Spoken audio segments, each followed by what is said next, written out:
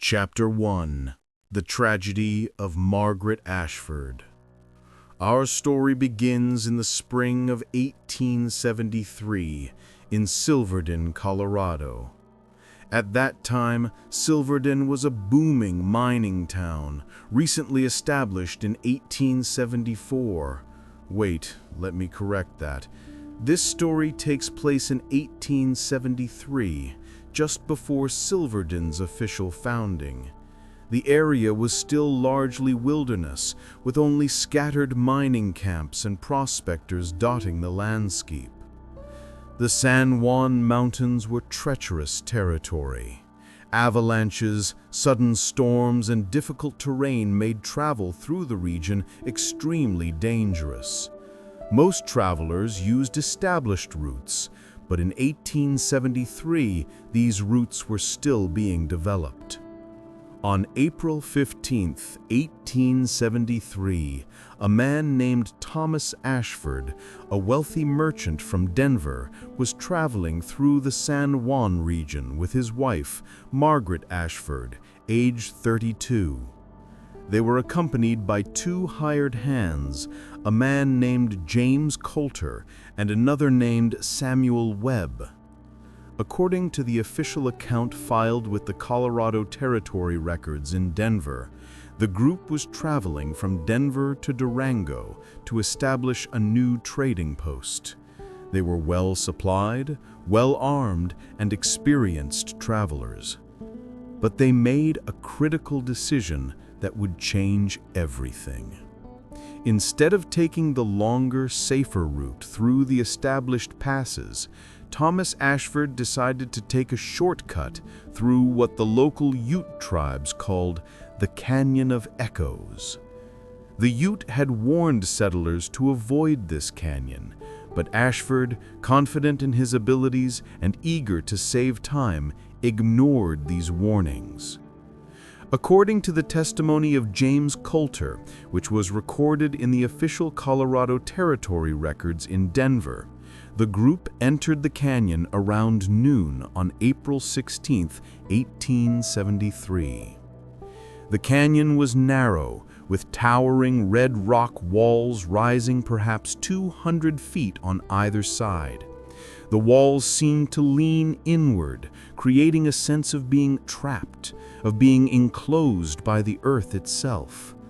The air was cold despite the spring season. The air was still despite the wind that howled across the mountains above. And then, around 3 o'clock in the afternoon, disaster struck. A sudden rock slide, triggered by the vibrations of the wagon wheels and horse hooves, came crashing down from the western wall of the canyon. The rocks fell with tremendous force, crushing the wagon and killing the two horses that were pulling it. Thomas Ashford was killed instantly, struck by a boulder the size of a man's torso. James Coulter and Samuel Webb were injured but alive, and Margaret Ashford, Thomas's wife, was trapped beneath the wagon, her legs crushed, her body pinned beneath several tons of wood and metal. According to Coulter's testimony, Margaret was conscious. Margaret was aware of her situation, and Margaret began to scream. She screamed for help. She screamed in pain. She screamed in desperation, her voice echoing off the canyon walls, amplified by the acoustics of the narrow space. Coulter and Webb tried to free her. They tried to move the wagon. They tried to lift the rocks that were crushing her, but the weight was too great. The damage was too severe. They were unable to move anything. And as the sun began to set, as darkness began to fall over the canyon, Margaret Ashford continued to scream. According to Coulter's account, her screams became more anguished, more desperate, more filled with the knowledge that she was going to die in this canyon, crushed beneath the wreckage of the wagon, alone and in agony. Coulter and Webb made the decision to leave. They decided to ride to the nearest settlement to get help. They promised Margaret that they would return with rescue equipment and additional men, but they never returned. According to the official records, Coulter and Webb rode to Durango and reported the incident to the territorial authorities. A rescue expedition was organized, but by the time the rescue team reached the canyon 3 days later, Margaret Ashford was dead. Her body was found still trapped beneath the wagon.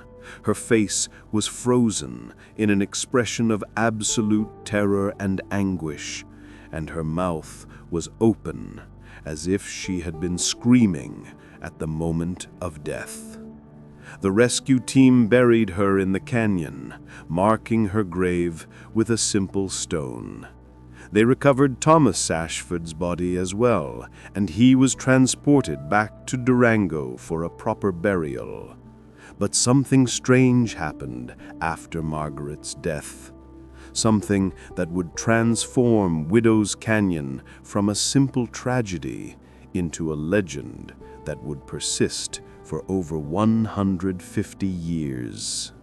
Chapter 2: The First Reports. In the weeks and months following Margaret Ashford's death, travelers began to report something extraordinary, something that defied rational explanation.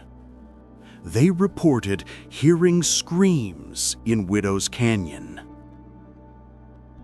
On April 28, 1873, just 12 days after Margaret's death, a group of miners led by a man named Robert Hayes was traveling through the canyon. According to Hayes's account, which was published in the Silverton Standard newspaper on May 3, 1873, the group heard a woman's scream echoing through the canyon around dusk. Hayes wrote, "The scream was so terrible, so filled with anguish and despair, that it froze the blood in our veins. We searched the canyon for the source of the sound, but found nothing.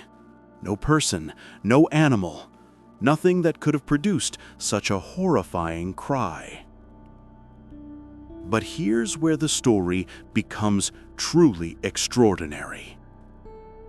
Hayes reported that the scream seemed to be coming from the rocks themselves. The scream seemed to be emanating from the canyon walls. The scream seemed to be part of the stone. Over the next several months, more reports came in. Travelers reported hearing screams in the canyon.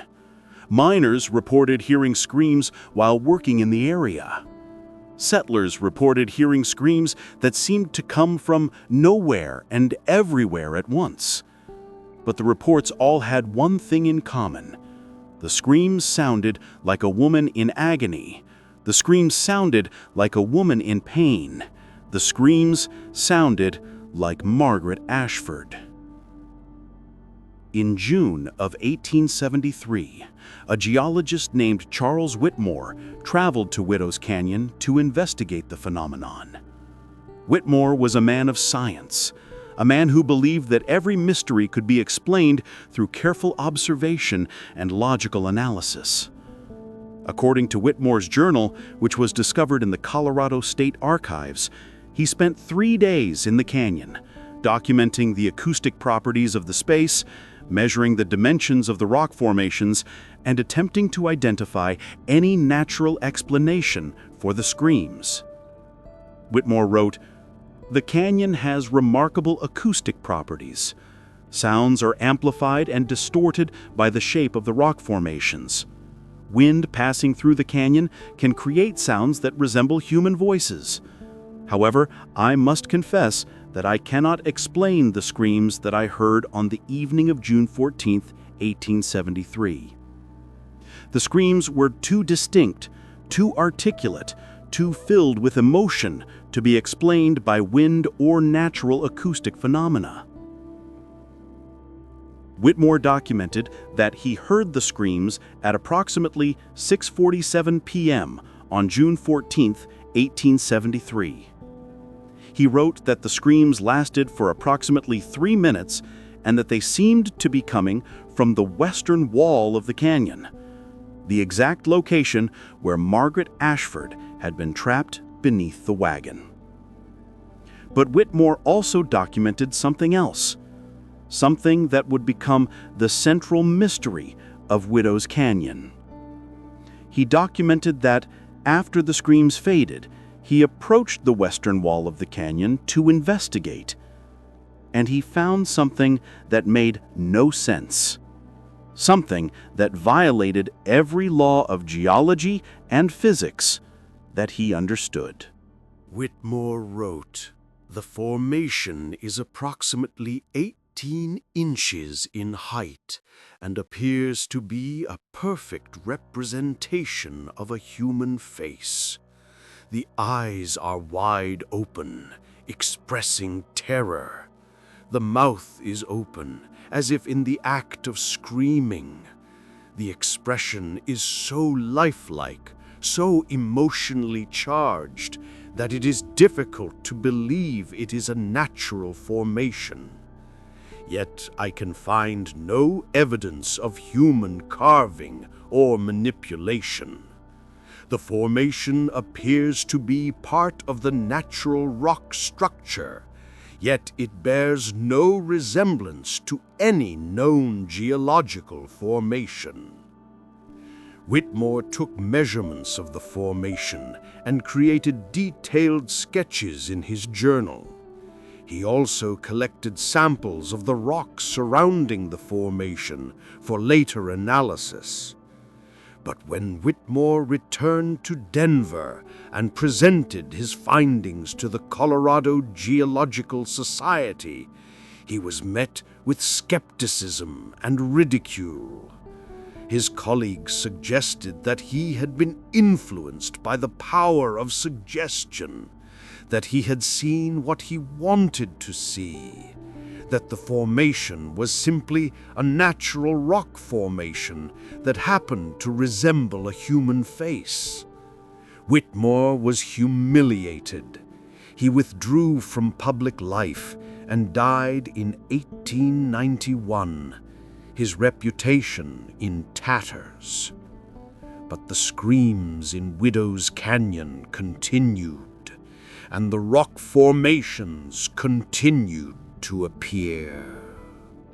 Chapter 3: The Expansion of the Phenomenon. By 1880, 7 years after Margaret Ashford's death, Widow's Canyon had become legendary throughout the Colorado Territory. Travelers actively avoided the canyon. Miners refused to work in the area. Settlers warned newcomers to stay away. But the phenomenon was not stopping. It was expanding. In 1880, a mining engineer named Frederick Bancroft was commissioned by the Colorado Mining Authority to survey the canyon and assess its potential for mineral extraction. Bancroft was a practical man, a man who didn't believe in supernatural phenomena. He believed only in geology, chemistry, and hard facts. According to Bancroft's official report filed with the Colorado Mining Authority in Denver, he spent 2 weeks in Widow's Canyon conducting his survey. During that time, he documented the presence of multiple rock formations that resembled human faces. Bancroft wrote, "Upon careful examination, I have identified no fewer than 7 distinct formations on the western wall of the canyon that bear a striking resemblance to human facial features. These formations appeared to have developed over the past 7 years, as they are not mentioned in the earlier geological surveys of the region. The formations are concentrated in the area where the Ashford wagon was destroyed in 1873. But Bancroft also documented something else. He documented that the formations seemed to be changing, growing, becoming more detailed. He wrote, "Upon my arrival at the canyon on July 1st, 1880, I observed 6 formations. Upon my departure on July 14th, 1880, I observed 7 formations. The new formation appeared to develop over the course of a single night, between July 13th and July 14th. This is geologically impossible, yet I have documented it with photographs and detailed measurements." Bancroft's report was met with even more skepticism than Whitmore's findings had been. The Colorado Mining Authority dismissed his observations as the product of an overactive imagination. They suggested that he had miscounted the formations, that he had been influenced by the local legends, that he had simply made an error in his measurements. But Bancroft's photographs told a different story. The photographs, which were preserved in the Colorado State Archives, clearly show the progression of the formations. The photographs show that the formations were becoming more detailed, more lifelike, more emotionally expressive with each passing day. In the photographs from July 1st, the formations are rough and indistinct. But in the photographs from July 14th, the formations are remarkably detailed. The facial features are clearly visible. The expressions are unmistakable. And in each formation, the expression is the same: absolute terror and anguish. Over the next decade, from 1880 to 1910, more and more formations appeared on the western wall of Widow's Canyon. By 1910, there were over 30 formations visible on the rock face, and the screams continued. In 1885, a journalist named Edward Carmichael traveled to Widow's Canyon to investigate the phenomenon. Carmichael was a skeptic, a man who believed the screams were simply the product of wind and acoustic phenomena, that the rock formations were simply natural geological features that happened to resemble human faces. But Carmichael's investigation changed his mind.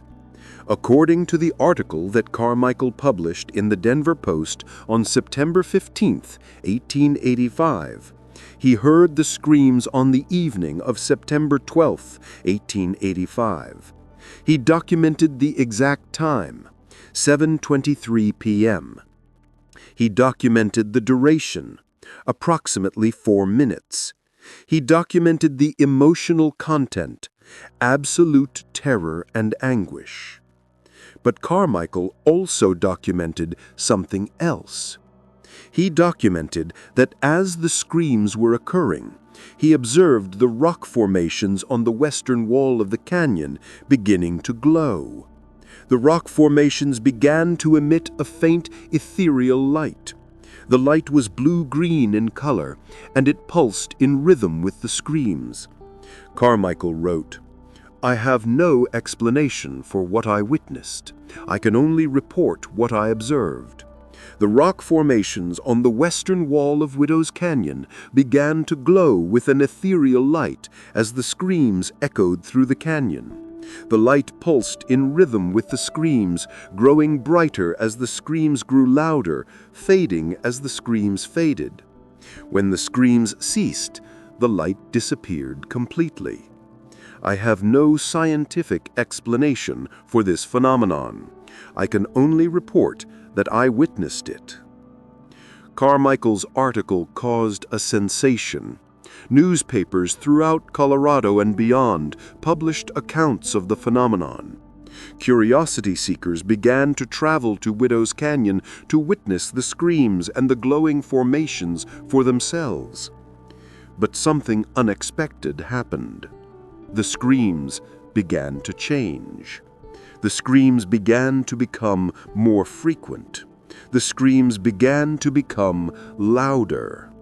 And the screams began to take on a different quality, a quality that was no longer simply anguish and despair, but something else, something darker. Chapter 4. The Curse Manifests. By 1890, 17 years after Margaret Ashford's death, something had changed in Widow's Canyon. The phenomenon was no longer simply a curiosity. It had become dangerous. In 1890, a group of miners led by a man named Thomas Garrett decided to investigate the canyon more closely. Garrett was a man who didn't believe in curses or supernatural phenomena. He believed only in profit and practical solutions. Garrett and his men entered the canyon on the evening of August 15, 1890. According to the testimony of the sole survivor of the group, a man named William Cross, the miners intended to spend the night in the canyon and conduct a detailed survey of the rock formations. But something went terribly wrong. According to Cross's testimony, which was recorded in the official Colorado Territory records, the screams began around midnight. The screams were louder than any previous reports. The screams were more intense. The screams were more filled with rage and malevolence. And then, according to Cross, something impossible happened. The screams seemed to be coming from inside the rock itself. The screams seemed to be emanating from deep within the stone. And as the screams grew louder, the rock formations on the western wall began to move. Cross testified, "The formations began to shift and change. The faces began to move. The mouths began to open wider. The eyes began to stare directly at us. And then the formations began to reach out from the rock. The stone arms began to extend. The stone hands began to grasp. It was as if the rock itself was coming alive." According to Cross's testimony, Thomas Garrett and his men attempted to flee the canyon. But as they ran toward the canyon exit, the rock formations continued to pursue them. The stone hands continued to grasp. The stone faces continued to scream. Garrett was struck by a piece of falling rock and killed instantly. 2 other miners were crushed beneath falling stones. Only William Cross managed to escape the canyon alive.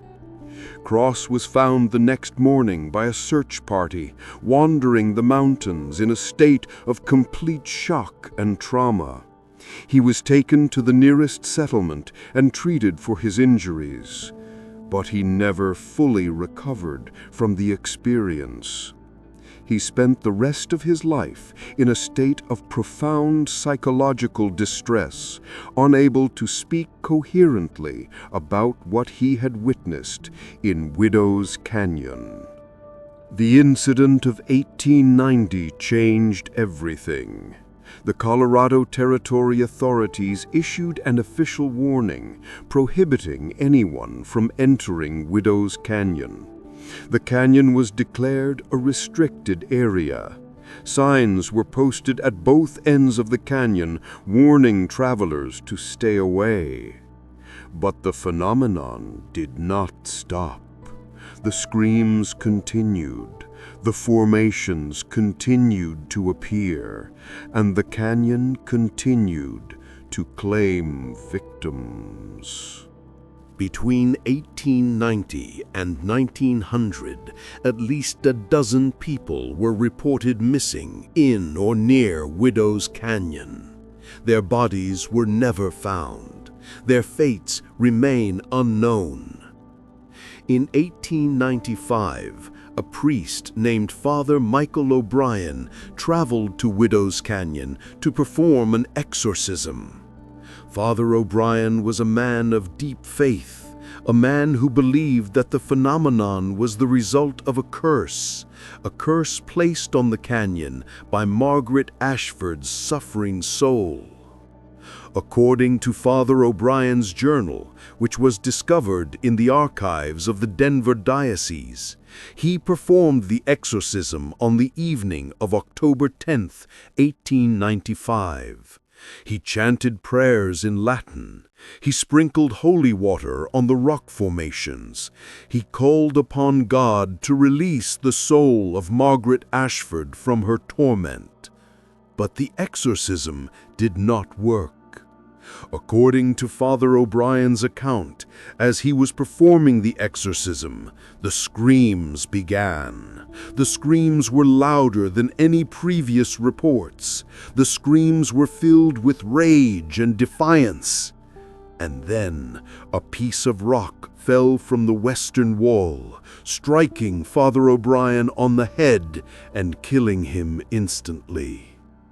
Father O'Brien's body was recovered by the search party that came looking for him. He was buried in the Denver Cathedral, and his death was attributed to an accident, a simple case of a rock falling from the canyon wall. But the diocese knew the truth. The diocese knew that Father O'Brien had been killed by the curse, and the diocese issued an official warning to all priests in the Colorado Territory. Widow's Canyon was to be avoided at all costs. Any attempt to perform an exorcism or religious ceremony in the canyon would result in the death of the priest. By 1900, Widow's Canyon had become a place of absolute terror. A place where the dead refused to rest, a place where a curse had taken on a physical form, a place where stone itself had become a weapon. The incident of 1890 changed everything. The Colorado Territory authorities issued an official warning prohibiting anyone from entering Widow's Canyon. The canyon was declared a restricted area. Signs were posted at both ends of the canyon, warning travelers to stay away. But the phenomenon did not stop. The screams continued, the formations continued to appear, and the canyon continued to claim victims. Chapter 5. The Geological Impossibility. In 1923, 50 years after Margaret Ashford's death, a geologist named Dr. James Mitchell traveled to Widow's Canyon to conduct a scientific investigation of the phenomenon. Mitchell was a man of rigorous scientific training. He had studied at Yale University. He had published numerous papers on geology and mineralogy. He was a man who believed only in what could be measured, observed, and explained through the laws of physics and chemistry. But Widow's Canyon would challenge everything he believed. According to Dr. Mitchell's report, filed with the U.S. Geological Survey in 1924, he conducted a detailed analysis of the rock formations on the western wall of the canyon. He took samples of the rock. He measured the chemical composition. He analyzed the crystalline structure. And he discovered something that made no sense. The formations that resembled human faces were composed of a different type of stone than the surrounding rock. The surrounding rock was primarily sandstone and shale, typical of the San Juan Mountains, but the formations were composed of a type of limestone that was not native to the region. Mitchell wrote, The formations are composed of a limestone that is geologically inconsistent with the surrounding rock structure. The limestone appears to have been formed under different conditions, at a different time, and in a different location. Yet the formations are clearly part of the rock face.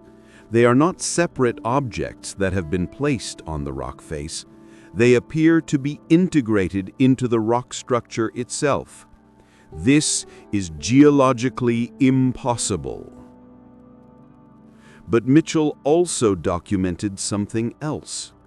He documented that the formations were growing.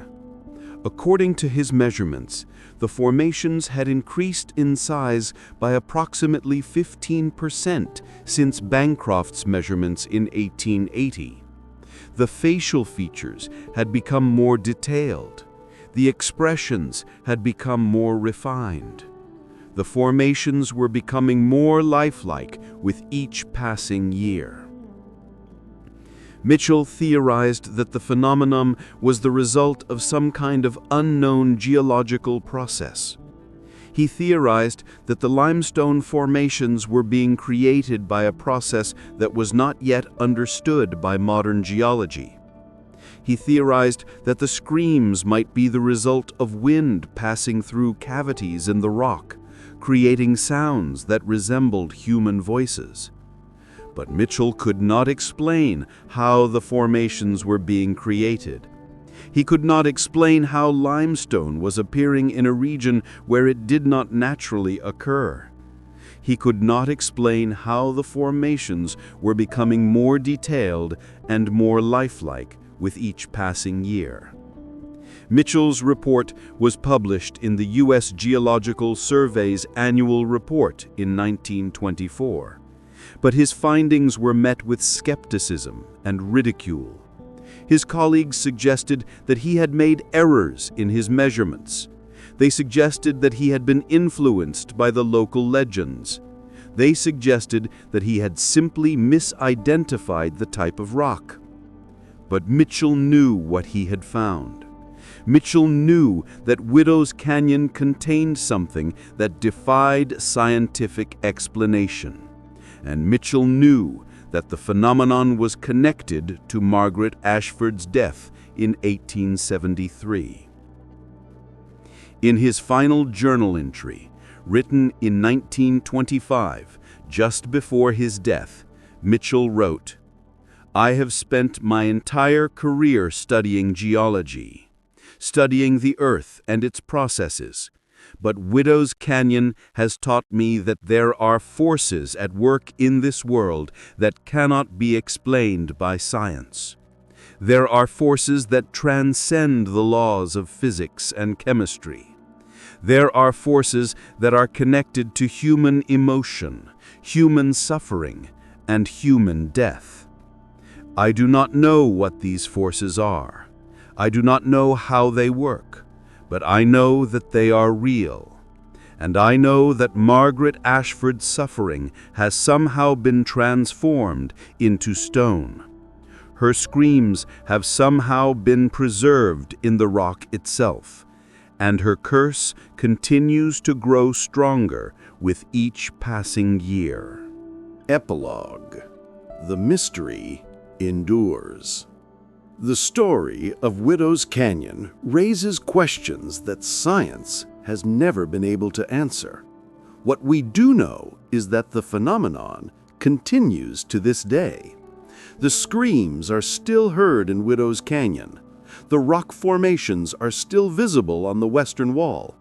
And the curse of Margaret Ashford continues to grow stronger. In 1973, exactly 100 years after Margaret's death, a group of paranormal investigators traveled to Widow's Canyon to conduct a modern investigation. They brought with them thermal imaging cameras, electromagnetic field detectors, and audio recording equipment. What they found was extraordinary. They recorded the screams. They documented the exact frequency of the sound waves. They measured the electromagnetic disturbances, and they confirmed that the phenomenon was real. The screams were not the product of wind or imagination. The screams were a genuine acoustic phenomenon that defied conventional explanation. Today, Widow's Canyon remains one of the most mysterious and dangerous places in Colorado. The canyon is still officially restricted. Travelers are still warned to stay away. And the curse of Margaret Ashford continues to grow stronger. If you ever find yourself in the San Juan Mountains near Silverton, Colorado, and you hear stories about Widow's Canyon, I would urge you to heed the warnings. Do not venture into the canyon. Do not attempt to investigate the phenomenon. Do not try to understand what you might encounter there. Because some mysteries are better left unsolved. Some curses are better left undisturbed. And some places on this earth are meant to be avoided. But on certain nights, when the wind is right and the moon is full, you can still hear them. You can still hear the screams of Margaret Ashford echoing through Widow's Canyon. You can still hear the cries of a woman who suffered beyond measure. You can still hear the voice of a curse that refuses to die. This has been Mysteries of the Old West. Thank you for joining us as we explored the darkness of America's frontier. If you enjoyed this story, please like, subscribe, and hit the notification bell so you don't miss our next investigation into the paranormal mysteries of the Old West. Until next time, stay safe, stay skeptical, and remember, some places on this earth hold secrets that science cannot explain. Some places hold the echoes of suffering that refuses to fade. Some places are haunted not by ghosts, but by the very stone itself. Widow's Canyon is one of those places. And the screams continue.